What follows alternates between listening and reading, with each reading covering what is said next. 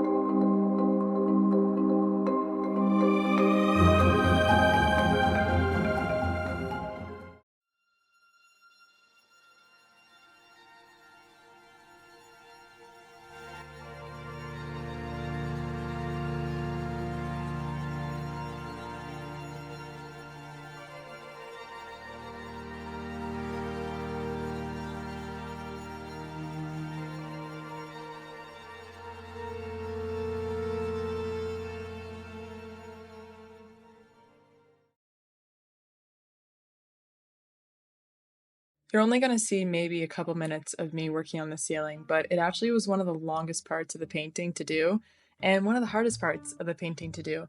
But maybe even if I had the footage, you still wouldn't have been able to tell. I ended up using the wrong reference photo for this painting. I took this photo a year ago, and I had a bunch of different versions of it. And the one version that I had cropped out that green and blue part of the ceiling, so at one point the ceiling was all brown. I also struggled with color. I decided to stain the canvas this neon green because I thought it would add this glow. It did everything but that for me.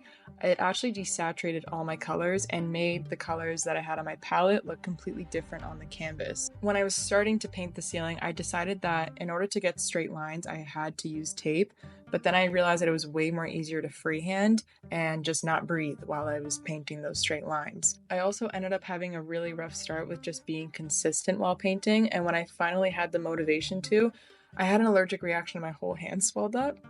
Really random, but that happened. And despite of everything that happened, I still think that the ceiling was one of the best parts of the painting. If you're working on something and not everything is going seamlessly, that doesn't take away from the end result, which I know can be hard if you're on social media and everything looks like it's just done with ease, but trust me, even if I had the footage of me working on this ceiling, I probably would have been able to find a way to make it seem like I didn't have all these struggles, and you wouldn't have been able to know unless I told you.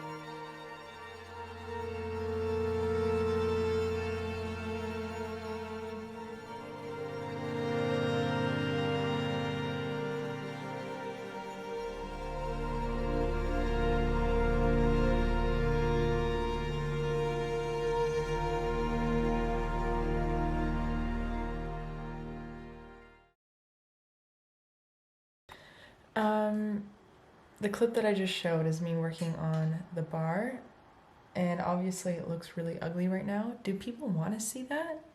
So I feel like whenever I watch art videos, everything just looks really great from what the person's filming, but for me, I feel like I go through such a long, awkward phase, and then all of a sudden everything just looks good, and then I didn't really record that much of it. So I'm like, do I record it looking this ugly, or do I like find the perfect moment to start recording where you can still see the process, but it's not so ugly that it's like painful to watch?